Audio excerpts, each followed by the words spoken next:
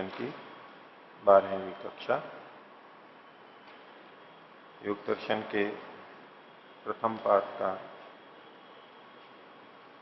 9वां सूत्र और 10वां सूत्र हमने कल देखा था।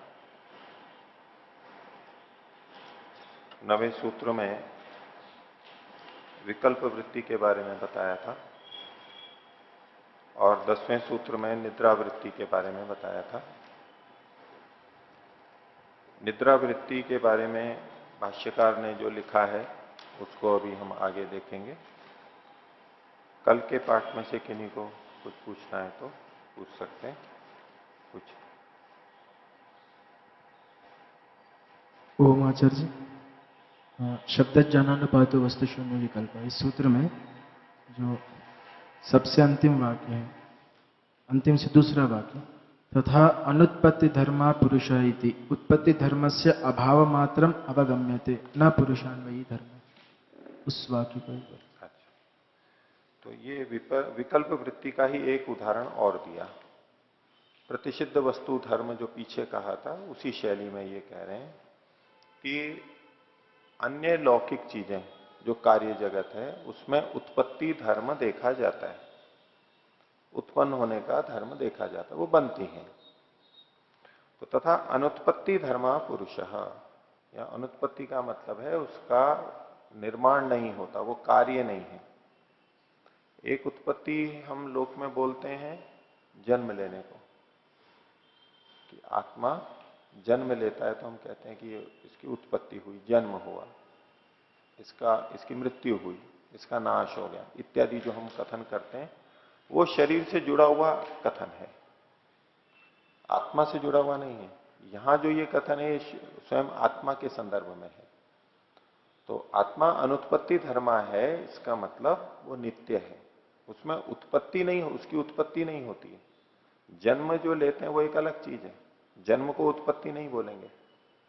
लौकिक चीजों में जन्म और उत्पत्ति एक ही चीज मान सकते हैं कि घड़े की उत्पत्ति हुई, घड़ा बनाया, यही घड़े का जन्म है, और जो घड़ा टूट गया, नष्ट हो गया, ये उसकी मृत्यु है एक ढंग से। तो उत्पत्ति और जन्म को हम एक जैसा भी प्रयोग कर सकते हैं कहीं, लेकिन आत्मा के संदर्भ में जन्म का मतलब है शरीर को धारण करना, शरीर के साथ में संयुक्त होना आत्मा का, और उत्पत्ति का मतलब है उसका निर्माण होना, पहले वो नहीं था और अब आ गया है।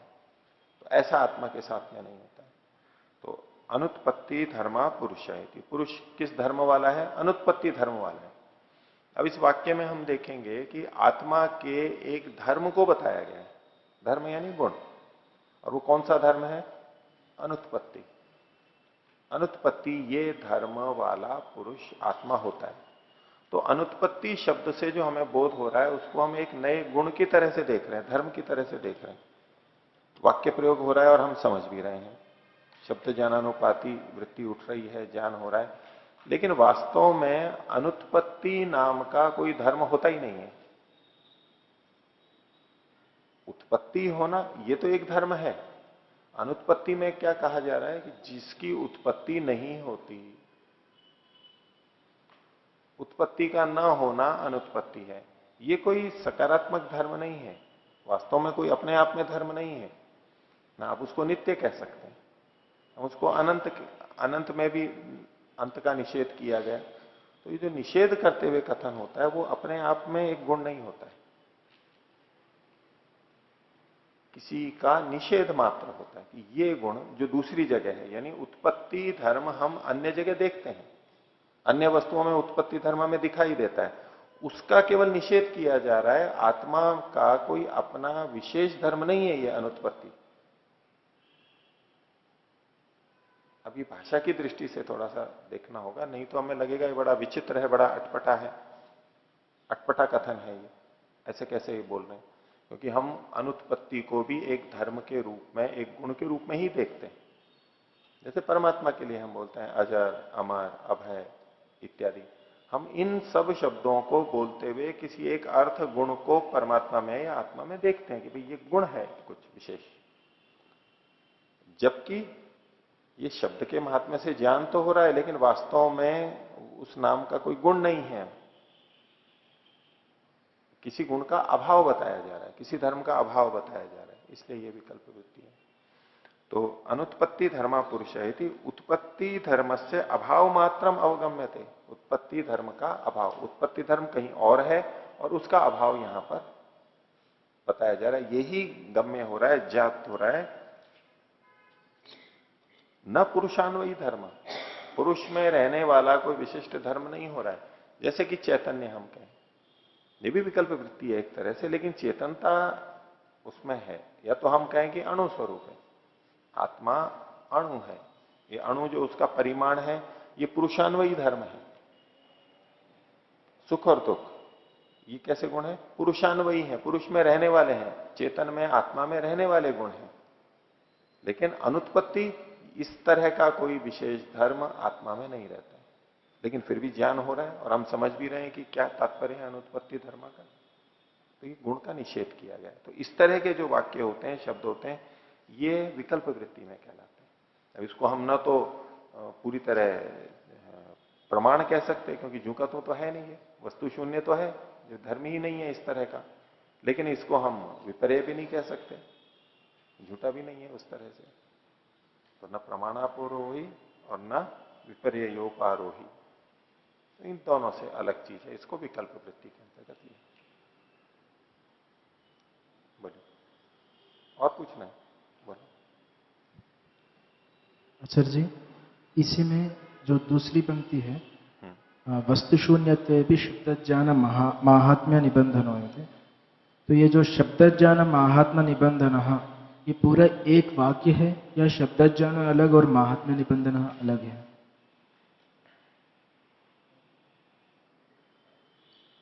एक ही होना चाहिए उसमें, अलग अलग है, अलग अलग। और सत्यपति जी वाले में जुड़ा हुआ है, जुड़ा हुआ है ना, तो ये समझती है। ये तो शब्द ज्ञान महात्म्य निबंधन पूरा समस्त पद है, ठीक है। हाँ, आप ओ आचार्य जी, जो लोक में जो व्यंग्यात्मक भाषा प्रयोग होती है उससे जो वृत्ति उत्पन्न होती है वो विकल्प वृत्ति में आई। उदाहरण दो कोई। उदाहरण जैसे आकाश के फूल। ये व्यंग, व्यंग कैसे है? ये व्यंग का उदाहरण तो नहीं है। व्यंग से आपका मतलब क्या है? जैसे कोई पतला आदमी हो तो उस पर व्यंग्य करे कि आप पहलवान हो, आप पहलवान हो, तो विपरीत लक्षणा से विपरीत बोला जाता है। उससे वो समझ भी रहा है कि मतलब ये कमजोर है, दोनों। वो हाँ, तो इसको तो तात्पर्य से लेंगे, इसको सीधे सीधे शब्द के तो अनुकूल है नहीं। और तात्पर्य ऐसा भाषा में प्रयोग किया जाता है, तो जो तात्पर्य बोध हो रहा है वो तो ठीक ही है। शब्द से जो ज्ञान हो रहा है, सीधे सीधे जो शब्द से होता है कि आप तो पहलवान हो, तो अब शब्द से जो ज्ञान हो रहा है अर्थ उसके अनुरूप नहीं है। लेकिन इससे जो अर्थ निकल रहा है, इस तरह से जो वाक्य बोला जाता है लोक में, तो वहां तात्पर्य से लिया जाता है। पता है कि व्यक्ति दुर्बल है और उसको पहलवान कह रहे हैं, तो ये तो सबको दिख रहा है, इसको पहलवान कह नहीं सकते। तो वहां तात्पर्य यही होता है कि दुर्बल है वो तो ठीक ही है। उन शब्दों का प्रयोग, शब्द जो अर्थ निकल रहा है वो अर्थ शब्द के अनुरूप तो नहीं है, शब्द के अनुरूप नहीं है वो अर्थ, लेकिन जो तात्पर्य निकल रहा है ये तो भाषा में प्रयोग होता ही है, लक्षणा से व्यंजना से जो बातें कही जाती हैं, लेकिन उसका वो एक निश्चित अर्थ है। वहां पर उस प्रसंग में जब कहा कि ये आप तो पहलवान हो, उसका एक निश्चित ही अर्थ निकल रहा है। पहलवान की तरह पहलवान है, ये उसका अर्थ ही नहीं निकल रहा है, क्योंकि वहां घट नहीं रहा है। तो हमें पता है कि ये विपरीत बोल रहा है, तो उसका जो अर्थ निकलेगा वो ठीक है, और वो व्यक्ति दुबला भी है, कमजोर है, और कमजोरी अर्थ वहां से निकल रहा है, तो सत्य है इसमें।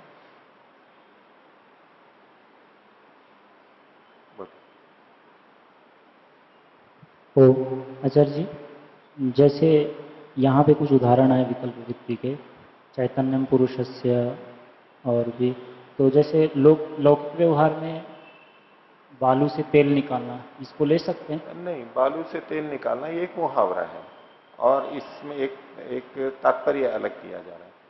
बालू से तेल निकालना, वास्तव में बालू से तेल निकलता नहीं है, इस दृष्टि से ये असंभव है। ठीक है, लेकिन हमारे को तात्पर्य क्या नहीं है कि कोई व्यक्ति ऐसा कार्य कर रहा है जो संभव नहीं है फिर भी उसमें से कर रहा है, बहुत कठिन है या दुष्कर है, उसको भी कह सकते हैं। तो बालू से तेल निकालने जैसी बात है, यानी तो असंभव है। इसमें तो जैसा कहा जा रहा है वैसा अर्थ हमारे को निकल के आ रहा है, प्रमाण में है। बालू से ये काम तो ऐसा है, या इस व्यक्ति को मनाना तो ऐसा है जैसे बालू से तेल निकालना, यानी असंभव है। वक्ता असंभवता को कहना चाहता है, असंभवता को बताने के लिए उसने एक उदाहरण दे दिया, जैसे बालू से तेल निकालना असंभव है। इस रूप में कथन होते हैं, तो इसलिए कोई बात नहीं। और ये जो विकल्प वृत्ति है, ये अभेदोपचार और भेदोपचार दोनों में प्रयोग कर सकते हैं इसका? हो सकता है, गुण गुणी में अभेद होता है, और ये जो कथन है ये भेदोपचार के यहाँ पर उदाहरण दिए। अभेद रूप में भी कहीं विकल्प वृत्ति हो सकती है, लेकिन ये जो उदाहरण है ये भेद के हैं, भेद का कथन है, जबकि है अभेद या तो निषेध है। ठीक है, और ठीक है। ओम। पृष्ठ संख्या 86, सूत्र संख्या बोल दिया, सूत्र संख्या 9 के भाष्य सूत्र ही में। बोलिए जी सूत्र संख्या ही बोल दीजिए, जी पुस्तकें अलग अलग हैं। जी। हाँ। सूत्र संख्या 9 के भाष्य में जो हिंदी वाला भाष्य किया है, उसके नीचे इन्होंने लिखा हुआ है, तीसरे पृष्ठ पर उसके, क्रिया या प्रयत्न जीवात्मा का ही कर्म है। हिंदी में जो है, जी। फिर से बोलिए। क्रिया या प्रयत्न जीवात्मा का ही कर्म है। क्रिया या प्रयत्न जीवात्मा का ही कर्म है। ये तो आप टिप्पणी की बात कर रहे हैं। जी, टिप्पणी। जी टिप्पणी है, हाँ। अतः अन्वय व्यतिरेक न्याय से क्रिया या प्रयत्न जीवात्मा का ही कर्म है। हाँ, इसमें क्या पूछना है आपको? जी। प्रयत्न तो जीवात्मा का गुण कहलाता है, ठीक है, तो यहाँ इसको कर्म। हाँ तो ठीक है, गलत लिखा, गलत। जी, ठीक। तो बोलो। निष्क्रिय आत्मा, तो जी हमने अभी तक तो जी यही पढ़ा है कि आत्मा तो सक्रिय होती है, हाँ तो निष्क्रिय से किस तरह से इसको समझेंगे हम? हाँ, सक्रिय का मतलब हम ये समझते हैं कि क्रिया वाला। सक्रिय का मतलब है क्रिया वाला। और चूंकि हम जब कर्म की बात करते हैं, अच्छे बुरे कर्म, पाप पुण्य, धर्म अधर्म, कर्माशय बनता है, तो इस संदर्भ में हम ये देखते हैं कि कर्ता कौन है, करने वाला कौन है।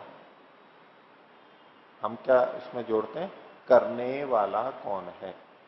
क्या शरीर कर रहा है? ये कर्म किसके माने जाएंगे? शरीर के माने जाएंगे, मन के माने जाएंगे, इंद्रियों के माने जाएंगे, आत्मा के माने जाएंगे।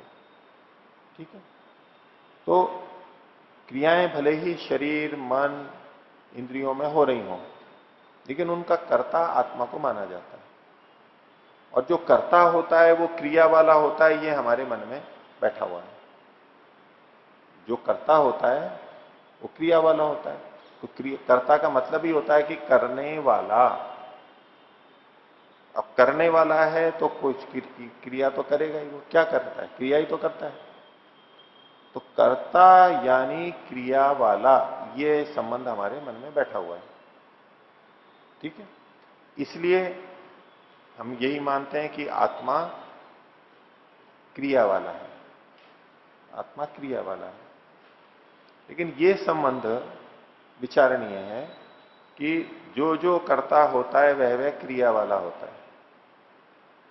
ठीक है, तो पहले तो क्रिया की परिभाषा करेंगे कि क्रिया किसे कहते हैं। क्रिया किसे कहते हैं? तो देशांतर प्राप्ति, ऊपर नीचे, आगे पीछे, ठीक है, उत्क्षेपण, अवक्षेपण, आकुंचन, प्रसार, तिर्यक गमन, ये जो 5 वैशेषिक में कर्म के उदाहरण दे दिए हैं। और भी कुछ भी ले सकते हैं आप, उसमें इन सब में एक चीज है देशांतर प्राप्ति। देशांतर प्राप्ति हो रही है तो हम कहते हैं कि इसमें क्रिया है। ठीक है, परमात्मा इस सृष्टि की रचना करता है, करता है, मानेंगे? क्रिया वाला है या नहीं है? देशांतर प्राप्ति होती है, वो सर्वव्यापक है। तो जिसमें क्रिया होती है वो एक देशी ही होता है। पहले तो एक ही नियम देखेंगे, जो सर्वव्यापक है उसको इसकी देशांतर प्राप्ति क्या होगी, तो पहले से ही सब जगह है। ठीक है, तो परमात्मा को हम कर्ता मानते हैं सृष्टि का, लेकिन वो सर्वव्यापक है इसलिए क्रिया वाला नहीं है। ये क्रिया देशांतर प्राप्ति क्रिया उसमें घटा नहीं सकते सर्वव्यापक में, तो सब जगह पहले से ही है। कहीं नहीं हो और वहां पहुंच जाए तो हम कहें कि भाई इसमें क्रिया हुई है, यहां से वहां गया है, वो सर्वव्यापक है। तो पहले तो ये यहां संबंध हमारा ये टूटता है, हम ये मानते हैं कि जो जो कर्ता होता है वह क्रिया वाला होता है। ये यहां घट नहीं रहा है, मैं व्याप्ति को तोड़ रहा हूं, अपवाद है ये। एक भी अपवाद है तो वो व्याप्ति फिर घटती नहीं है। आपको आत्मा के संदर्भ में भी आत्मा तो एक देशी है, आत्मा तो एक देशी है, तो उसमें तो क्रिया हो सकती है, देशांतर प्राप्ति होती ही है। इस रूप में हम उसको क्रिया वाला कह सकते हैं। तो एक तो है देशांतर प्राप्ति, ये परमात्मा में नहीं है और करता है भले ही वो। अब दूसरी क्रिया देशांतर प्राप्ति होती है, दूसरी क्रिया होती है कि अन्य दूसरे को उसको वहां पर ले जाता है। जैसे लेखनी है और लेखनी को इधर से उठा करके वहां ले गए। अब ये इसको कोई दूसरा ले जाता है, दूसरा कोई लेता है, हवा से इधर उधर होता है, देशांतर प्राप्ति होती है, तो हम कहते हैं ये क्रिया वाला है। ठीक है, ये जड़ वस्तुओं पर घटेगा। और एक चेतन होता है, चेतन को भी कोई उठा के इधर उधर ले जाए तो उसमें भी ये भी होता है और वो खुद भी चल के चला जाता है, दूसरा कोई नहीं ले जा रहा है। चेतन प्राणियों को उनमें जो गमनागमन होता है वो स्वयं होता है, कोई दूसरा नहीं ले जाता है। तो क्रिया को भी हम दो भागों में बांटेंगे यहां पर।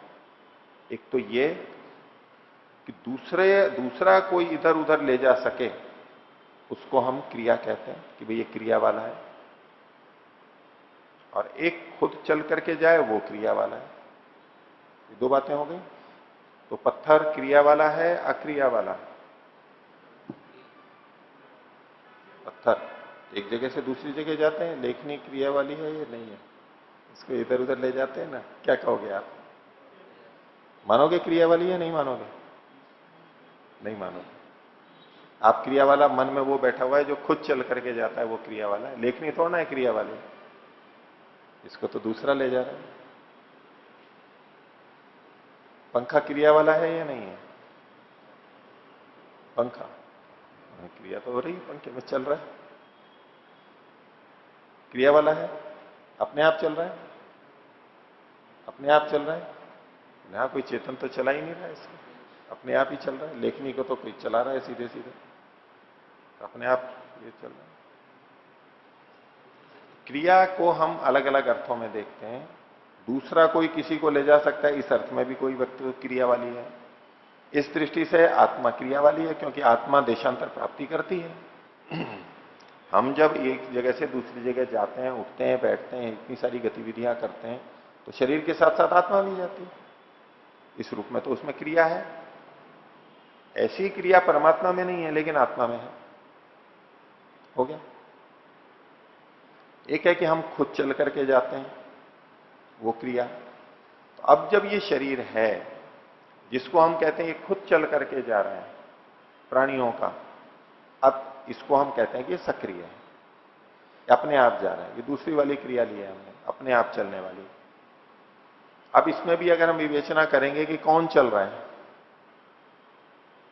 शरीर चल रहा है, इंद्रियां चल रही हैं, आत्मा चल रही है, कौन चल रहा है?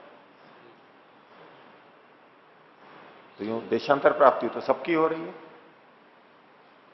चलाने वाला आत्मा है क्योंकि वो चेतन है, ये भी ठीक बात है। लेकिन आत्मा में अपने आप में कोई क्रिया नहीं होती है। आत्मा ने कुछ किया, क्रिया की और उससे मन में क्रिया हुई और उससे शरीर में क्रिया हुई, ऐसा नहीं होता। अब गाड़ी या स्कूटर मोटरसाइकिल चल रही है, हम क्या कहेंगे किसमें क्रिया हो रही है? उस पर चालक भी बैठा हुआ है और गाड़ी चल रही है, किसमें क्रिया हो रही है? कौन सक्रिय है, क्रियावान है? कहते दोनों ही क्रियावान है, वाहन भी चल रहा है और मनुष्य भी चल रहा है, दोनों चल रहे हैं। अब वहां विवेचना करेंगे कि ये जो इतनी दूरी तय की, मान लो 150 किलोमीटर की दूरी तय की, ये किसने की? कौन चल के आई? गाड़ी चल के आई है, व्यक्ति चल करके आया? वैसे तो क्रिया दोनों में है, देशांतर प्राप्ति तो दोनों में हो रही है। गाड़ी चल रही है तो बैठा हुआ मनुष्य भी चल रहा है, लेकिन व्यक्ति तो बैठा हुआ है। मैं कहा कि आप बहुत दूर से चल के आए हो 50 किलोमीटर, बोले मैं क्या चल के आया, मैं तो बैठा था। चल तो गाड़ी रही थी। तो जिसमें ऐसी क्रिया हो रही है सीधी सीधी, गाड़ी चल रही थी, अब गाड़ी को कोई चलाने वाला था तो किसमें क्रिया हो रही थी? हम कहें चालक में क्रिया हो रही थी, चालक क्रिया कर रहा है। चालक में वो क्रिया नहीं हो रही थी जो गाड़ी में हो रही है। चालक तो बस कुछ दबा रहा था, कुछ रोक रहा था, कुछ मोड़ रहा था, यही तो कर रहा था। देशांतर प्राप्ति जो हो रही है गाड़ी की, उस क्रिया को वो चालक नहीं कर रहा था, चालक कुछ और कर रहा था। अगर उसके ब्रेक लगा के या रोक करके या बिना चलाए चालक उन सबको करता रहे गति देने के लिए, उसको भी दबाता रहे, गाड़ी इसको भी मोड़ता रहे, तो गाड़ी चलेगी? नहीं चल सकती। उतने से नहीं चलती है। उस गाड़ी में ही कुछ क्रिया हो रही थी जिससे वो गाड़ी चल पा रही है। हाँ, चालक निमित्त बन रहा है, चालक ने कुछ गतिविधियां की हैं जिससे वो गाड़ी चल रही है, व्यवस्था है वो। लेकिन देशांतर प्राप्ति गाड़ी की हुई है, चालक की क्रिया से नहीं हुई है। वो चालक भी पहुंच गया है वहां पर, वो देशांतर प्राप्ति है, लेकिन क्रिया जो है एक जगह से दूसरी जगह जाना, वो जो सक्रियता वाली है, वो चालक में तो नहीं हुई। चालक में कुछ और हुआ है, तो गाड़ी के अंदर हुई। यहां तक बात समझ में आई? अब शरीर के लिए देखिए, इस शरीर में जो हम उठते बैठते चलते फिरते हैं, ये सब किसके अंदर हो रहा है? इस शरीर में हो रहा है, इंद्रियों में हो रहा है। ये वाहन की तरह से हो गया, और अंदर आत्मा बैठा है चालक की तरह से। लेकिन आत्मा गाड़ी के चालक की तरह भी क्या कर रहा है? अंदर क्या क्रिया की उसने? उसने केवल इच्छा की, इच्छा उसका गुण है। प्रयत्न किया, प्रयत्न भी गुण है, जो आप टिप्पणी का पूछ रहे थे। वैशेषिक में प्रयत्न को गुणों में लिखा है, कर्म में नहीं लिखा है। लोक में हम प्रयत्न मतलब क्रिया समझते हैं, लेकिन आत्मा के संदर्भ में जो प्रयत्न है वो गुण है, कर्म नहीं है। पदार्थों में जो द्रव्य गुण और कर्म है, तो प्रयत्न गुण में आता है, कर्म में नहीं आता है। वैशेषिक दर्शन में प्रयत्न को गुणों में गिना हुआ है। अब लोक के अनुसार करेंगे तो वही होगा जो यहां टिप्पणी में लिखा हुआ है, वो प्रयत्न को भी क्रिया ही मान रहे हैं। शास्त्रीय दृष्टि से करेंगे, और चूंकि हम ये शास्त्रीय बात को समझ रहे हैं तो शास्त्र का आधार ही लेना होगा। लौकिक प्रचलित अर्थों को लेके करेंगे तो उलझे हुए रहेंगे, वहां समाधान नहीं आएगा। तो प्रयत्न एक गुण है। तो आत्मा ने को ज्ञान हुआ, उसने इच्छा की, अनिच्छा की, सुख दुख हुआ, प्रयत्न किया, बस इतना ही तो किया। वो भी किया नहीं है कुछ, वो गुण है बस उसके। अब आगे कैसे होता है तो पीछे हम देख करके आ रहे हैं, व्यास भाष्य में जो लिखा था, चित्त कैसा है? सन्निधि मात्र से उपकार करने वाला। आत्मा का प्रयत्न हुआ, इच्छा हुई, ये जो इतने मात्र से वो उपकार करने लगता है, उसमें क्रियाशीलता आ जाती है, मन क्रियाशील हो जाता है। आत्मा उसको क्रियाशील करती है, धक्का देती है, ऐसा नहीं है। गाड़ी चलाने वाला तो फिर भी कुछ प्रयत्न लगाता है, उसकी कुछ ऊर्जा खर्च होती है, कुछ ना कुछ होती है। रेल चला रहा है, गाड़ी कुछ भी चला रहा है, कुछ ना कुछ ऊर्जा खर्च होती है उसकी, और कुछ ना कुछ क्रिया भी होती है। लेकिन आत्मा के संदर्भ में, कि आत्मा ऐसा क्या करता है कि मन के अंदर प्रेरणा हो जाती है? क्योंकि हम किसी ठेले को उसको धक्का देंगे तो वो आगे सरकेगा, तो हमारी ताकत तो लगेगी ना, कुछ ताकत लगेगी, खर्च होगी। तो आत्मा की ऐसी कौन सी ताकत है जो उसने लगाई और वहां पर खर्च हुई? क्या हुआ? वो कुछ नहीं है वहां पर। वो मन तो सन्निधि मात्र से उपकार करता है। अब मन सत्वर स्तंभ से बना हुआ है, रजोगुण है, उसमें क्रियाशीलता है, इंद्रियों में होगी, शरीर में होगी। ये जो बाहर हमको क्रियाएं दिखाई दे रही हैं, जो हम उठते बैठते खाते पीते हैं, ये क्रियाएं प्रकृति की हैं, ये प्रकृति में हो रही हैं। सूर्य घूम रहा है, प्रकृति हो रहा है। पृथ्वी घूम रही है, ये प्रकृति में हो रहा है। प्रकृति की अपनी शक्ति है, प्रकृति में क्रियाशीलता है। परमात्मा ने उसको व्यवस्थित किया है बस। जैसे सूर्य तप रहा है, एक दृष्टि से परमात्मा तपा रहा है, उसको ऊष्मा दे रहा है, गर्मी दे रहा है, प्रकाश दे रहा है। ये परमात्मा का नहीं है प्रकाश ऊष्मा, ये जड़ वस्तु का ही है, सूर्य का ही है, प्रकृति का है। ऐसे ही ये जो क्रियाएं हैं ये प्रकृति की। तो जो हम क्रियाएं देखते हैं और उन क्रियाओं के आधार पे हम कहते हैं कि भाई जड़ में तो हो नहीं सकती, कोई ना कोई चेतन करता है, यहां तक बात ठीक है। अब करता है तो वो क्रिया वाला होगा, ये हमारे मन में व्याप्ति बनी हुई है। जो करता है वो क्रिया वाला है। इसलिए जब आत्मा को निष्क्रिय कहा जाता है तो हमारे को आपत्ति होती है कि ये कैसे। लेकिन आत्मा अपने आप में निष्क्रिय है। वो इंद्रियां शरीर कुछ नहीं होंगे तो वो कुछ भी नहीं कर सकता, इधर उधर भी कुछ नहीं कर सकता, थोड़ा सा भी रत्ती भर भी आगे नहीं खिसक सकता, पलट नहीं सकता अपने आप। या तो परमात्मा की व्यवस्था से जाएगा या तो इंद्रियां शरीर आदि होंगे तो उसके अनुसार उसमें स्थितियां बनेंगी। अपने आप वो नहीं कर सकता कुछ, इस रूप में वो निष्क्रिय है। और जब हम ये कहते हैं कि मैंने किया, ये कथन है, क्योंकि हम चेतन हैं इसलिए चेतन को ही कर्ता माना जाता है, चेतन ही कर्म फल का भागी बनता है। इतने तक बिल्कुल ठीक है। अब हम इतने कार्य करते हैं, इतने वर्ष हो गए हमारे को कार्य करते, जिसकी जितनी आयु है, एक दिन में सैकड़ों हजारों कार्य कर लेते हैं हम छोटे मोटे। थोड़ा सा बताएंगे कि हमने क्या किया था। हम आत्मा है ना, हम कर्ता हैं, क्रिया वाले हैं, हमने क्या किया था कि जो ये शरीर में और ये गतिविधियां हुई, हमने क्या किया था, बताएं कोई क्या किया था। याद कीजिए कि क्या किया था आपने। आप चल के यहां कक्षा तक आए, अपने अपने कक्ष से, आपने क्या किया था, कौन सी क्रिया की थी आपने, हैं? आत्मा के स्तर पर देखना, ये मत कहना कि पैर आगे बढ़ाया। पैर आगे बढ़ाया, मैं उठा, पैर बढ़ाया, चलते चलते आ गया, ये तो शरीर में हो रहा है। आत्मा के स्तर पर बताइए, आत्मा ने कौन सी क्रिया की। संकल्प। संकल्प तो क्रिया नहीं होती है, संकल्प को क्रिया नहीं कहते हैं। क्रिया मतलब इच्छा। इच्छा भी क्रिया नहीं है, इच्छा गुण है, प्रयत्न भी गुण है, क्रिया नहीं है। किया क्या हमने, क्रिया क्या की, बताइए। जिंदगी भर हम कर रहे हैं इन सब क्रियाओं को, हम सोच रहे हैं हम कर रहे हैं, लेकिन हमने किया क्या है, बताइए। सब आत्माएं हैं, अपने अपना अनुभव बताइए, क्या किया है, हैं? उपस्थित होना तो एक अलग बात है। अब व्याकरण की दृष्टि से उपस्थित होना एक क्रिया हो सकती है, लेकिन वो विकल्प वृत्ति है, वो तिष्ठति बाढ़ वाली बात है कि बैठना भी एक क्रिया है, उस तरह से नहीं। यहां क्रिया का मतलब वो व्याकरण वाली क्रिया नहीं है। व्याकरण में जिनको क्रिया कहते हैं वो तो भाई बैठा भी है, इस उपस्थित है, ये भी एक अपने आप में क्रिया माना जाता है वाक्य रचना की दृष्टि से, वो एक अलग दृष्टि है। लेकिन यहां जो क्रिया है सक्रियता वाली, तो वो हमने क्या किया है। माइक लेकर के बोला करिए, पहले से ले लीजिए, माइक लीजिए, माइक लीजिए।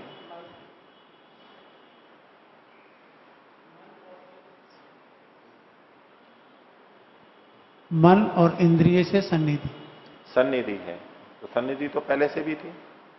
जब हम कमरे में बैठे थे तब भी सन्निधि थी, चल के आए तब भी सन्निधि थी। हुआ क्या वहां पर, सन्निधि तो थी ही।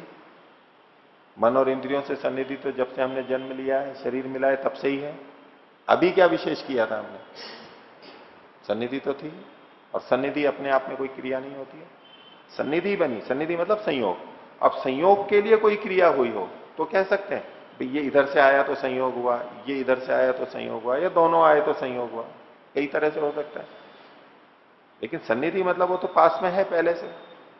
अब सन्निधि, अभी ये बोले सन्निधि है, ये अपने आप में कोई क्रिया नहीं है, वो तो है, रखा हुआ है वहां पर। बोलिए। चित्त को आदेश दिया, चलो। आदेश दिया, क्या आदेश दिया, चलो, ऐसा चलो। आपको पता है कहां है चित्त, ये तो शाब्दिक रूप से बोल रहे हैं, आपने सुन रखा है, इतने वर्ष हो गए कि मन, आत्मा मन को, चित्त को आदेश देता है, चित्त इंद्रियों को देते हैं, इंद्रिय शरीर को दे रखा है। आपने जो सुना है वो करे। आप अपनी अनुभूति से बताइए कि आपको पता है कि चित्त यहां पर है और मैं चित्त को आदेश दे रहा हूं, जैसे हम परस्पर एक दूसरे को आदेश दे देते हैं, सेवक को आदेश दे देते हैं कि भाई ये काम करो, हमें पता है कि मैं यहां हूं, ये यहां है और मैं इसको आदेश दे रहा हूं। आप बता सकेंगे कि आपने चित्त को आदेश दिया, या आपको याद है कि आपने चित्त को आदेश दिया था, हे चित्त चलो ऐसे, हे चित्त चलो कक्षा में, ऐसा आपने को याद आ रहा है? स्मृति है आपको ऐसी? तो ऐसा अनुभव भी नहीं है, ये तो आप शास्त्रीय केवल शाब्दिक रूप से बोल रहे हैं।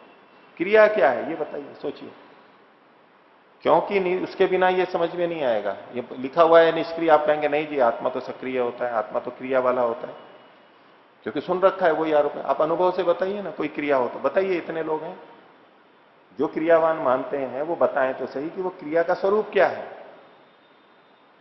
और अगर नहीं बता पा रहे हैं तो मानना पड़ेगा कि आत्मा निष्क्रिय है। वही बात तो यहां कही जा रही है।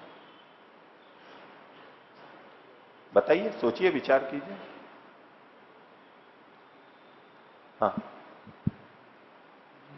एक उपनिषद में ऐसा सुनने में आता है। आपके अनुभव की बात कर रहा हूं मैं अभी। अपरिचित विषय तो है नहीं। एक ही दिन में कितनी क्रियाएं कर लें, और जन्म से लेकर अब तक बहुत क्रियाएं कर चुके हैं, समझदार होने के बाद बहुत क्रियाएं कर चुके हैं। अभी समझदार हैं इस स्थिति में? शक्तिनंदन जी। अच्छा जी, अगर यदि ऐसी बात है तो आत्मा के बिना भी शरीर अपने आप क्रिया नहीं कर सकते, जिसके होने से जिसमें क्रिया होती है, जिसके ना होने से क्रिया नहीं होती, तो वो उसका कारण मानते फिर। ठीक है, एक तर्क है, युक्ति इन्होंने लगाई कि बिना शरीर के, बिना आत्मा के शरीर क्रिया नहीं कर सकता। ठीक है, तो इसलिए हम ये मानेंगे कि आत्मा के कारण से क्रिया हो रही है। ठीक है, और शरीर नहीं हो तो आत्मा क्रिया कर सकती है? नहीं। जिसके होने से जो हो, जिसके ना होने से ना हो, इससे पता लगता है कि शरीर क्रिया वाला है। मैं आपको आपकी शैली में विपरीत भी बोल दूंगा इसका उत्तर। ये तो आप सोचोगे, लेकिन आपने जो कहा उसका उत्तर मैं दे रहा हूं। मेरे प्रश्न का उत्तर तो देना आप। ये तो दोनों तरफ लग जाएगा। आत्मा चली गई है, शरीर पड़ा है, उसमें गलन क्रिया होती है, गलता है, वो दुर्गंधित हो जाती है, और कोई इसको उठा के भी ले जाता है तो भी क्रिया होती है उसमें। उस तरह की क्रिया तो इसमें होती है इस शरीर में भी, जिसमें आत्मा नहीं होती है। दूसरा कोई उठा के ले जाता है, दाह संस्कार कर देते हैं और कहीं डाल देते हैं, और आंतरिक क्रिया भी होती है।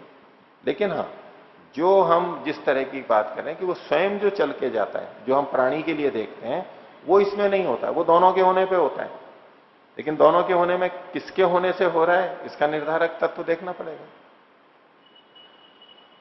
आत्मा के होने से शरीर में क्रिया हो रही है, या शरीर के होने से आत्मा में क्रिया हो रही है? ये तो संयुक्त रूप में है। एक के न होने से दूसरे में किसी में भी क्रिया नहीं हो रही है। इतने मात्र से तो आप निर्धारक नहीं कर सकते। तो ये एक विचारने की बिंदु है। हम भले ही ऐसा सोचते हो कि जो कर्ता होता है उसमें क्रिया होती है, ये सामान्य रूप से ठीक है, क्योंकि हम जो प्राणी हैं, जब भी हम कोई कर्म करते हैं, अच्छा बुरा पाप पुण्य, हम कहते हैं कि इसका करने वाला कौन है, कर्ता कौन है, तो ये है। अब वो करता है तो उसमें क्रिया भी दिखती है हमारे को। भोजन का पकाने वाला पाचक कौन है, पाचक भी एक कर्ता होता है। तो देखो उसने ये क्रियाएं की हैं, ये इसको हिलाया डुलाया काटा पीटा, ये जो भी किया। तो जिसको हम कर्ता बोलते हैं उसमें क्रिया देखी जाती है। ये सामान्य रूप से हम व्यवहार में यही है, और वो उस जगह ठीक है, यही देखते हैं। और इतने तक हम सीमित रखेंगे और वहीं तक देखेंगे तो हमारे मन में संबंध बच जाता है। जो करता है तो वो तो क्रिया वाला हो गई। ऐसा कैसे हो सकता है कि करता है और क्रिया वाला नहीं है? तो क्रियाओं के भिन्न भिन्न रूप हैं, तीन तरह से उसको समझ सकते हैं। एक तो है कि वो वस्तु देशांतर प्राप्ति कर सकती है नहीं कर सकती है। दूसरा है कि वो स्वयं तो नहीं जा सकती, दूसरा कोई उसको ले जा सकता है। और तीसरा है कि ना तो वो स्वयं उसको कोई इधर उधर ले जा नहीं सकता, वो स्वयं भी इधर उधर नहीं जा सकती, लेकिन वो दूसरों को चला देती है, इधर से उधर कर देती है। ये भी एक दृष्टि से क्रिया वाला कहते हैं। तो परमात्मा को जब हम क्रिया वाला कहते हैं कि द्रव्य के में जो गुण वाला होता है, जिसमें क्रियाएं होती हैं, ये जब हम परिभाषा देखते हैं वैशेषिक वाली, तो परमात्मा में कौन सी घटेगी? जो दूसरों को चला देता है, इस रूप में वो क्रिया वाला है। वो स्वयं देशांतर प्राप्ति नहीं करता, कोई दूसरा उसको देशांतर प्राप्ति नहीं करा सकता, इस रूप में क्रिया नहीं है उसमें। लेकिन वो दूसरों को इधर उधर कर देता है, इस रूप में क्रिया है। ठीक है। और उसके अंदर क्रियाएं होती हैं, अन्य वस्तुएं, जैसे हम चल फिर रहे हैं तो परमात्मा के अंदर ही चल फिर रहे हैं। सारी वस्तुएं जितनी गतिविधियां कर रही हैं उसी में कर रही हैं। आकाश पे भी ये घटेगा। तो क्रिया वाला किस रूप में है ये अलग अलग तरीके से देखा जाता है। लेकिन मनुष्य के संदर्भ में जब हम ये जो चलन फिलन करते हैं, ये वास्तव में क्रिया आत्मा में नहीं शरीर में हो रही है, प्रकृति में हो रही है। प्रकृति क्रियावान है। आत्मा शरीर में रहता हुआ भी उसके कारण से क्रिया हो रही है, ये भी ठीक है। और शरीर में इधर उधर गति होती है तो आत्मा भी साथ ही साथ में जाता है, ये भी ठीक है। लेकिन फिर भी हम अपने आप में क्या क्रिया करते हैं उसका कोई उत्तर नहीं, इसलिए वो निष्क्रिय है। उसी बात को यहां पर कहा निष्क्रिय पुरुष है। आगे भी आएगा ये बात, एक दो बार और भी आएगी व्यास भाष्य के अंदर। तो आत्मा अपने आप में इस दृष्टि से क्रिया रहित है, इस दृष्टि से क्रिया रहित है। हमें यहां जो निष्क्रिय शब्द लिखा हुआ है उसकी व्याख्या देखनी है, ये किस दृष्टि से कहा जा रहा है। कोई कहे कि जी हम देशांतर प्राप्ति तो करते हैं, परमात्मा भी करवाता है, एक शरीर छूट के दूसरे शरीर में ले जाता है, और हम भी चलते फिरते हैं तो गति होती है। उस क्रिया का निषेध नहीं किया जा रहा है यहां पर, वो भी उसमें नहीं होती है। तो उतने ही अंश में इसको लेंगे निष्क्रिय पुरुष। और कुछ लोग फिर इसके भिन्न ढंग से भी व्याख्या करते हैं कि जिसमें परिणमन क्रिया नहीं होती है, बदलाव नहीं होता है। जैसे कि फल आदि रखे रहते हैं तो कच्चे से पक जाते हैं, पकने से गल जाते हैं, सड़ जाते हैं। ये जो परिवर्तन होता है उसमें परिणमन होता है, बदलाव होता है, रंग बदल जाता है, गंध बदल जाती है, स्वाद बदल जाता है। ऐसा आत्मा में बदलाव नहीं होता तत्वतः, क्योंकि वो संयोग से नहीं बना है, वो एक ही रस है। इस रूप में भी इसकी व्याख्या कीजिए। तो आत्मा निष्क्रिय। और किन्हीं को पूछना कुछ? आचार्य जी, इसमें कल्पवृत्ति में वस्तु के ना होने पर ज्ञान की प्राप्ति हो रही है, वस्तु का अभाव, तो क्या ये अभाव प्रमाण के समान है या कोई अंतर है दोनों में? फिर से बोलिए अंतिम वाक्य। अभाव प्रमाण और विकल्प वृत्ति। अभाव प्रमाण नहीं होता है अपने आप में, उसको प्रमाणों में कुछ तरह से अलग ढंग से व्याख्या करते हैं, इसको अभाव प्रमाण नहीं बोलते। उसको आप अभाव को प्रमाण रूप में देखेंगे तो ये कहेंगे कि भाई यहां इस कमरे में हाथी नहीं है, घोड़ा नहीं है, अब ये हमारे को ज्ञान हुआ, इसको इस रूप में प्रमाण कहेंगे। लेकिन यहां तो ऐसी बात नहीं है। यहां तो पुरुष की चेतनता, पुरुष भी है चेतनता भी है, ये दोनों बातें हमें प्रतीत हो रही है। लेकिन हमने संबंध बना के कर दिया पुरुष की चेतनता, जबकि वो चेतन स्वरूप ही था। तिष्ठति, ठहर रहा है, इसमें हम क्रिया को देख रहे हैं, जबकि वो क्रिया की निवृत्ति हो रही है। लेकिन वो क्रिया की निवृत्ति तो हो रही है वहां पर। इस रूप में अभाव नहीं कहेंगे कि उसका अभाव है। जो तात्पर्य हमें ज्ञात हो रहा है उसका अभाव नहीं है वहां पर, वो ठीक है ही वहां पर। वो अनुत्पत्ति धर्म में तो उत्पत्ति का अभाव हो रहा है, तो उत्पत्ति का न होना, ये जो इससे जो तात्पर्य आ रहा है वो है या नहीं आत्मा में, उत्पत्ति से रहित है, ये जो हम कहना चाहते हैं, तो वो तो ठीक ही बात है ना। उत्पत्ति से रहित है आत्मा, ये बात ठीक ही है ना जी। बस। हाँ, हम जो अनुत्पत्ति को एक विशेष धर्म के रूप में देख रहे थे वो नहीं है, इतना सा निषेध किया जा रहा है। अनुत्पत्ति धर्मा को विकल्प वृत्ति बताते हुए ये नहीं कह रहे हैं कि आत्मा उत्पत्ति धर्म है, विपरीत नहीं है। अनुत्पत्ति धर्म है, इसका मतलब उत्पत्ति, अनुत्पत्ति नाम का कोई विशेष धर्म नहीं है। लेकिन उत्पत्ति का अभाव जो कथन किया जा रहा है वो तो है ही वहां पर। उत्पत्ति धर्म का अभाव तो है ही, और वो हम ठीक जान ही रहे हैं, और ऐसा ही है आत्मा में। तो इसको अभाव नहीं कहेंगे। उत्पत्ति का अभाव देखा जा रहा है, लेकिन अनुत्पत्ति, ये जो उत्पत्ति का अभाव है, इतना जो हमें ज्ञान हो रहा है वो तो ठीक है, वो स्थिति है वहां पर। जहां निषेध कर रहे हैं उसको आप अभाव के रूप में लेना चाहे ले सकते हैं। लेकिन कथन इसमें विकल्प वृत्ति क्यों है, यहां हाथी नहीं है, इसको विकल्प वृत्ति नहीं कहेंगे, क्योंकि हाथी एक द्रव्य है और उसको सीधा सीधा निषेध किया जा रहा है। यहां अनुत्पत्ति धर्मा पुरुषः जब ये कथन होता है तो हम अनुत्पत्ति नाम के एक विशेष धर्म की परिकल्पना कर लेते हैं, जो कि वास्तव में वहां नहीं है। नया धर्म, कोई गुण, वहां केवल उत्पत्ति का निषेध किया जा रहा है। अगर अनुत्पत्ति धर्मा शब्द बोलते हुए उत्पत्ति धर्म का निषेध ही समझा जाए, इतना ही अर्थ लिया जाए, तो उसको विकल्प नहीं कहेंगे, वो तो ठीक है, अभाव कहा जा रहा है। लेकिन हम अनुत्पत्ति धर्मा ये एक नया गुण कल्पित करते हैं, इसको विकल्प वृत्ति कहा जा रहा है। सीधे कहें कि उत्पत्ति धर्म वाला नहीं है तो ठीक है। कुछ अच्छा जी, निष्क्रिय पुरुष के साथ अकर्ता जो आत्मा के लिए कहा जाता है वो एक ही बात हुई?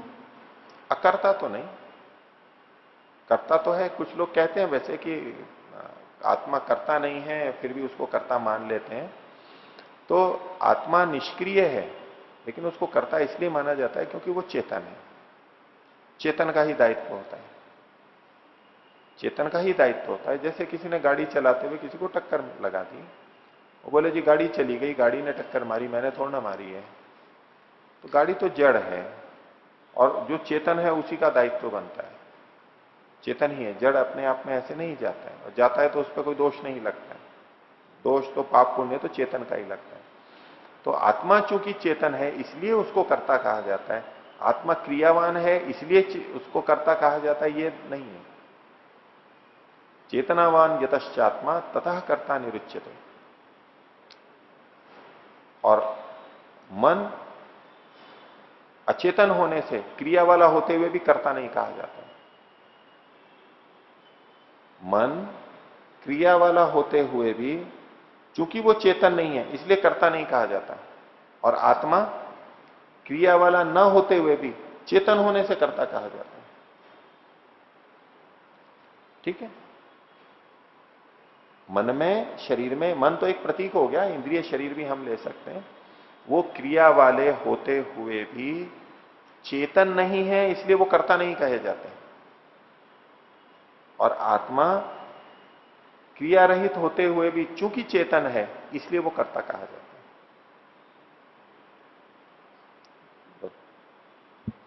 ओम। आचार्य जी, सूत्र में ही 9वें सूत्र में शब्द ज्ञान अनुपाति वस्तु शून्यो विकल्प, तो यहाँ पर वस्तु शब्द किसी विशेष अर्थ में परिभाषित लिया जाएगा या फिर पदार्थ के लिए? इसमें द्रव्य गुण कर्म तीनों का ग्रहण हो जाएगा, क्योंकि हम गुण और कर्म का तो देख ही रहे हैं। यहाँ पर जो उदाहरण दिए गए हैं इसमें गुण और कर्म का हम देख ही रहे हैं। और सीधे सीधे जो आत्मा के संबंधित था, चैतन्यम पुरुषस्य, एक तो हम निषेध करते हैं, अनुत्पत्ति धर्म है या तो निराकार है, ये जो कर रहे हैं ये भी विकल्प वृत्ति वहां गुण का है, और क्रिया का भी कर सकते हैं, निष्क्रिय है पुरुष है। और जो ये पहले वाला है चैतन्यम पुरुष से चैतन्यम, ये जो कथन है ये द्रव्य के रूप में कथन है वहां पर, लेकिन गुण गुणी में भेद करते हुए कथन किया जा रहा है। तो यहां वस्तु का मतलब पदार्थ, पदार्थ मतलब यहां पर द्रव्य गुण कर्म तीनों से संबंधित विकल्प वृत्ति हो सकती है। ठीक है जी। दूसरा है, जैसे कि शब्दों की 3 वृत्तियां होती हैं, अभिधा, लक्षणा और व्यंजना। तो अभिधा में तो जैसा कहा जाता है वैसे ही समझा जाता है, सीधा सीधा होता है, और लक्षणा में जैसा कहा जाता है उससे भिन्न समझा जाता है लक्षणा व्यंजना में। तो लक्षणा और व्यंजना को इसके विकल्प के अंदर लिया जाएगा या फिर वो प्रमाण आदि के अंदर भी जा सकती है? प्रमाण में जा सकता है। जो इन्होंने उदाहरण दिए थे सारे के सारे कि मिट्टी से तेल निकालना या तो इस तरह से जो कथन है, ये तो भाषा के प्रयोग हैं। ठीक है। अब किसी ने कहा कि भाई ये तो काम ऐसा है जैसे तिलों से, जैसे कि रेत से तेल निकालना, इतना कह दिया किसी ने। उसका तात्पर्य हमारे को आ गया, शब्द के अनुरूप तो नहीं है वो, लेकिन तात्पर्य हमारे को आ गया, उदाहरण से बात को समझ में आ गया कि ये असंभव काम है, और वो असंभव ही था। हमने करके भी देखा और वो हुआ नहीं, औरों ने भी करके देखा, नहीं हुआ। तो ये जो किसी ने कहा कि ये तो मिट्टी से तेल निकालने के समान है ये कार्य, उसने सत्य कहा था, वो प्रामाणिक बात थी। तो भले ही अभिधा में नहीं है, दूसरे ढंग से वहां पर तात्पर्य आ रहा है, तो भी वो सत्य कहा जाएगा, वो प्रमाण में ही कहा जाएगा। वो हम आगम प्रमाण के अंतर्गत ले सकते हैं उसका, यदि प्रत्यक्ष और अनुमान है। ठीक। वो अगर उसका जो अभिप्राय लिया जा रहा है वो यदि ठीक है तो शब्द कैसा भी हो तो वो चल जाएगा। वो चल जाएगा। लेकिन जब हम पुरुष की चेतनता कहते हैं तो वहां वो अलग वाला भाव ही बनता है। गुणगुणी में भेद के रूप में कथन होता है, पूरा वैशेषिक इसी पे केंद्रित है। गुणगुणी में भेद मान करके ही सारे कथन होते हैं। अगर गुणगुणी में भेद कथन हो और वैसे एक ही मान रहा हो तो फिर भी चल सकता है, लेकिन हम गुणगुणी में भेद मान के ही समझा सकते हैं, समझते हैं। इसलिए वो तो भेद कथन तो उसका प्रधान ही है, और जबकि है नहीं भेद, उसमें अभेद है, इसलिए ये विकल्प वृत्ति में आएगा। दोष नहीं है, विकल्प वृत्ति दोष नहीं है सारा। अगर गलत है तो दोष है, उचित है तो ठीक है। तो जितने भी गुणगुणी में व्यवहार होता है जैसे कपड़े की सफेदी इत्यादि, तो उस सबको इसी वृत्ति के अंदर लिया सबको जाए। इसी में ले लेंगे, ये सारी विकल्प वृत्ति कहलाएगी। बहुत बहुत अधिक प्रयोग करते हैं, बहुत अधिक प्रयोग करते हैं इसका, लेकिन हम सामान्यतः उसको विकल्प वृत्ति के रूप में देखते नहीं है, लेकिन आएगी वो विकल्प वृत्ति। और एक है जी कि जैसे यहाँ पर अनुत्पत्ति धर्मा पुरुषः कहा है, तो जिन शब्दों के आगे हम निषेधवाचक आकार लगा करके प्रयोग करते हैं तो उनके द्वारा कभी कभी उससे विपरीत धर्म का भी बोध होता है। जैसे कि असुखम कहते हैं तो दुख को कहा जाता है। अगर ऐसा अर्थ ले रहे हैं और वक्ता का तात्पर्य कि असुखम, सुख नहीं है, और दुख से तात्पर्य है और दुख का अस्तित्व है, तो ठीक है। दुख वास्तव में है, और असुखम का मतलब दुखम लिया जा रहा है, भाषा में ऐसा प्रयोग हो रहा है और समझ रहे हैं दोनों, तो इसको विकल्प वृत्ति नहीं कहेंगे। वस्तु शून्य नहीं है, शब्द ज्ञानानुपाती है। शब्द ज्ञानानुपाती तो आगम प्रमाण होता ही है। वहां भी जैसा शब्द बोला जाता है, वाक्य बोला जाता है, उसके अनुसार हम अर्थ का ग्रहण कर रहे हैं। आगम प्रमाण सारा शब्द ज्ञानानुपाती है, लेकिन ये शब्द ज्ञानानुपाती होते हुए वस्तु शून्य है। और आपने जो उदाहरण दिया कि असुखम यानी दुखम, अब जो दुख है ये वस्तु शून्य नहीं है, गुण है वहां पर वास्तव में। असुखी है मतलब दुखी है, वक्ता का तात्पर्य ये है।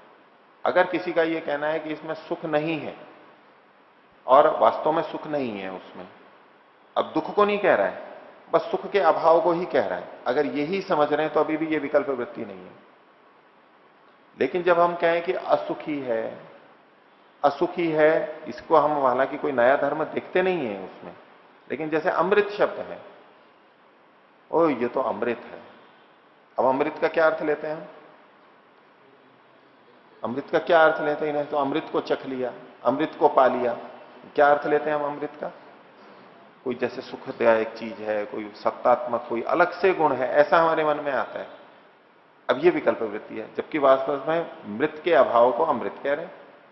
वो मरा हुआ नहीं है, मरता नहीं है, ये अमृत है, नष्ट नहीं होता है, यही तो कथन है। अगर अमृत को हम इसी रूप में देख रहे हैं कि यहां मर नहीं रहा है, अब जो ज्ञान हो रहा है ये वस्तु शून्य नहीं है। हम नए धर्म की परिकल्पना नहीं कर रहे हैं, उस स्थिति में कोई नया कल्पित धर्म नहीं ला रहे हैं, हम केवल कह रहे हैं मरण का निषेध। अगर इतने अर्थ में हम समझ रहे हैं तो अब इसको विकल्प वृत्ति नहीं कहेंगे। जहां जहां अनिषेध आ रहा है वहां हर जगह विकल्प वृत्ति हुई आवश्यक नहीं है। हम अगर उस वस्तु में ऐसा धर्म अन्वित कर रहे हैं, जैसे यहां पुरुषान्वयी धर्म अलग से मान रहे हैं, अनुत्पत्ति धर्म को उसी संदर्भ में देखना होगा। तो जितना भी निर्गुण कथन है, निषेध कथन है, वो सारा का सारा विकल्प वृत्ति में नहीं जाएगा। हम अगर ठीक ठीक समझ रहे हैं, ठीक ठीक समझ रहे हैं, वहां पर जैसा शब्द कह रहा है वैसा ही समझ रहे हैं, नया धर्म नहीं समझ रहे हैं, तो इसको आप विकल्प नहीं कहेंगे, क्योंकि वस्तु शून्यता को नहीं है वहां कह रहे हैं। हम इतना कह रहे हैं कि यहां पर सुख नहीं है, सुख नहीं है, ये वास्तविकता है उस रूप में, तो प्रामाणिक बात है, तो सीधे प्रमाण में चला जाएगा, शब्द प्रमाण में चला जाएगा। और एक इसमें जी क्रिया के विषय में वाणः स्थास्यति स्थितः तिष्ठति, हाँ। तो यहाँ पर कहा कि गति निवृत्तौ धात्वर्थ मात्रम गम्यते, तो धात्वर्थ मात्र का ज्ञान हो रहा है, तो इससे क्या विकल्प वृत्ति कैसे हो रही है? विकल्प वृत्ति इसलिए हुई, ये तब बनेगी विकल्प वृत्ति क्योंकि जब हम तिष्ठति, स्थास्यति और स्थितः बोलते हैं, तो चूंकि भाषा में हम इसको एक क्रिया मान लेते हैं, और हमें यही अर्थ बहुत होता रहता है कि तिष्ठति एक क्रिया, व्याकरण की दृष्टि से क्रिया है भी, और हम उसको एक सकारात्मक अलग से अस्तित्व वाली क्रिया मान लेते हैं। जैसे गच्छति को क्रिया मानते हैं, ऐसे तिष्ठति को भी मानते हैं। दोनों में भेद नहीं देखते हम, दोनों में भेद नहीं देखते। तो रुकना जो है ये गति की निवृत्ति, क्रिया की निवृत्ति है, क्रिया का हटना है, न कि कोई विशेष अलग से क्रिया है। ठीक है, तो जहां स्वतंत्र अस्तित्व वाली क्रिया है और जिसको हम क्रिया के रूप में कह सकते हैं, तब तो विकल्प वृत्ति नहीं होगी। लेकिन जो क्रिया न होते हुए भी हम क्रिया के रूप में देख रहे हैं, क्रिया के रूप में व्यवहार कर रहे हैं, इसको विकल्प वृत्ति कहेंगे। गलत नहीं कह रहे हैं, भाषा का प्रयोग है, सब समझते हैं इस बात को और वो कर, लेकिन सामान्य व्यक्ति के मन में तिष्ठति कहते हुए क्रिया ही आती है, क्रिया ही मन में आती है कि जैसे कि ये भी अपने आप में एक क्रिया है। ये तो यहां से पढ़ लिया हमने, समझ लिया, तो हम सोच सकते हैं कि हाँ यहाँ क्रिया का अभाव। नहीं तो स्था गति निवृत्तो पढ़ते हुए भी तिष्ठति बाणः स्थास्यति ये बोलते हुए हमारे मन में यही भाव आता है जैसे कि कोई क्रिया है। ये मात्र क्रिया की निवृत्ति है, इस रूप में देखेंगे तो विकल्प वृत्ति नहीं है। लेकिन एक नई क्रिया उसमें हो रही है, पहले चल रहा था और अब रुकने की क्रिया हो रही है, अब एक नई क्रिया हम देख रहे हैं, ये विकल्प वृत्ति है। ठीक है, बोलो। अच्छा जी, एक तो जो हम जागृत अवस्था में कल्पनाएं करते हैं वो सारी विकल्प वृत्ति में आएंगी, या सिर्फ ध्यान की अवस्था में जो वृत्ति उठ रही है उसको विकल्प में? नहीं, ये तो सब जगह के लिए है, केवल ध्यान के लिए ही नहीं है। ध्यान के समय भी विकल्प वृत्ति है और ध्यान में विकल्प वृत्ति से भी हम ईश्वर का ध्यान करते हैं। आत्मा का, जैसे आत्मा के लिए अनुत्पत्ति धर्मा कहा, परमात्मा के लिए कहा अनादि अनंत निर्विकार, ये जो निषेधात्मक है, अब उसको हम एक गुण के रूप में देख रहे हैं, वहां पर कर परमात्मा की का ही ध्यान रहे हैं, लेकिन ये विकल्प वृत्ति के माध्यम से कर रहे हैं। वेद मंत्रों में भी मिलेगा और जगह भी मिलेगा, लेकिन कहलाएगी विकल्प वृत्ति वो ध्यान के समय भी। और व्यवहार काल में भी जब हम भिन्न भिन्न चीजों से संबंधित विचार कर रहे हैं तो वो विकल्प वृत्ति हो सकती है, केवल ध्यान के लिए नहीं है। तो ये जो वृत्ति है 5, उस दिन आपने कहा था वृत्ति मतलब क्रिया, इस चित्त की क्रिया को व्यापार, ज्ञानात्मक क्रिया, ज्ञानात्मक क्रिया। तो उस समय चित्त में कुछ क्या भेद होता है कि पता चले ये प्रमाण वृत्ति थी, ये विकल्प वृत्ति थी? चित्त में क्या भेद होता है वो तो हमें कुछ पता नहीं लगेगा, हमें लक्षण बता रखे हैं, इससे पता लग जाता है कि ये प्रमाण वृत्ति है, ये विकल्प वृत्ति है। इन लक्षणों से पता लगेगा। चित्त में क्या भेद होता है हमें यही नहीं पता, चित्त में कहां क्या भेद हो रहा है, कैसे पता करेंगे? ये लक्षण यही तो दिए इन्होंने तीनों, ये जो अभी तक आए हैं प्रत्यक्ष या प्रत्यक्ष के तीनों हो गए, यानी प्रमाण विपर्य विकल्प के जो हुए, जो लक्षण दे रखे हैं, ये लक्षण घट रहे हैं, उस हिसाब से संज्ञा कर देंगे कि कौन सी वृत्ति है, प्रमाण वृत्ति है या विकल्प वृत्ति है। इसी को बताने के लिए लक्षण किया जा रहा है, समझाने के लिए। बोलो।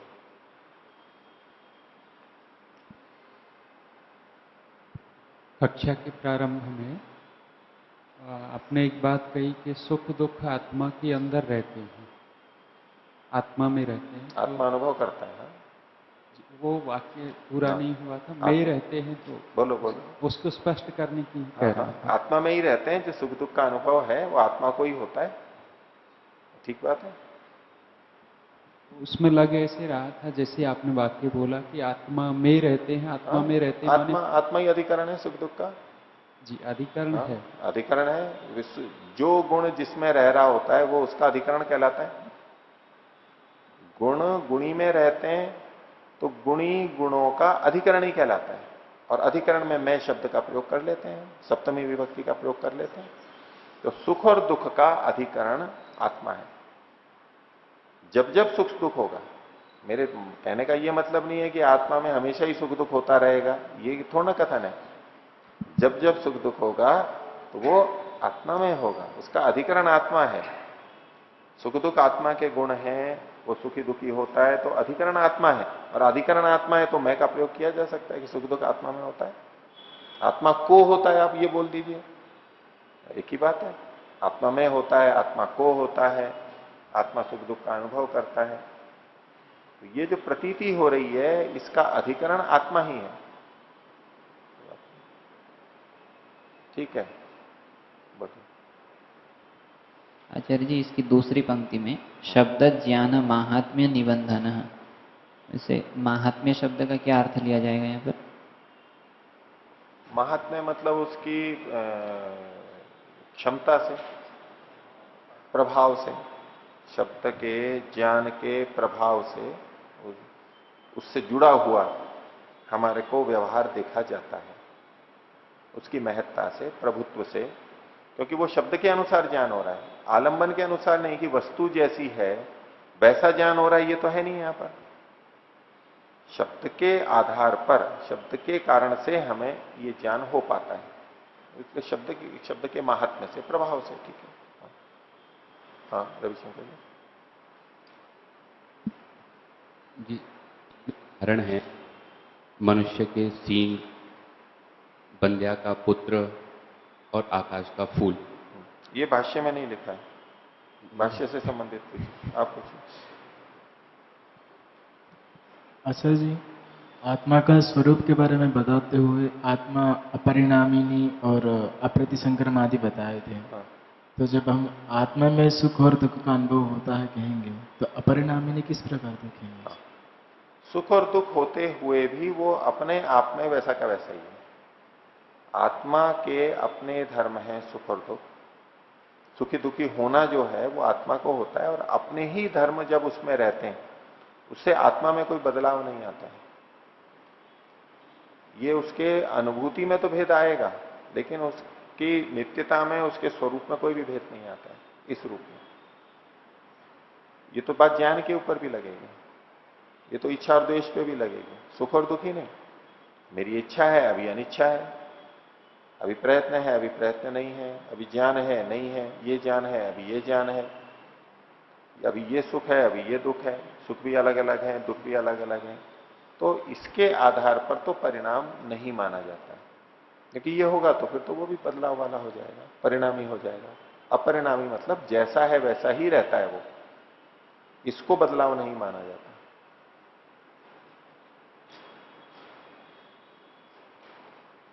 इसको बदलाव वाले प्रसंग में नहीं देखा जाता। बदलाव का मतलब कैसा होता है कि जैसे कि फल आदि में परिणमन हो जाता है, ठीक है, भिन्न रूप में आ जाते हैं।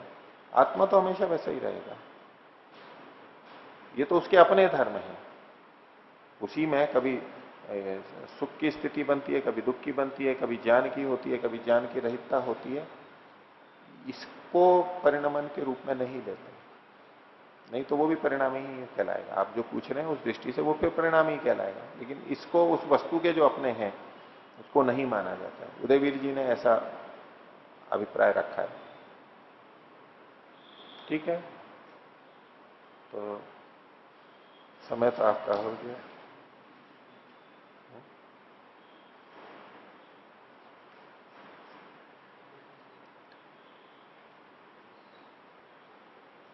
तो आज का पाठ इतना ही रखते हैं।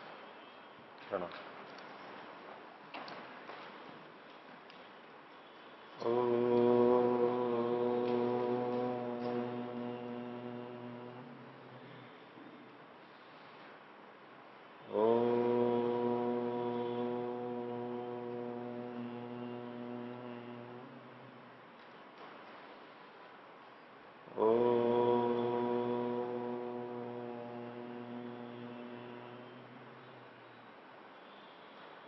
सभी को सादर अभिवादन। ओम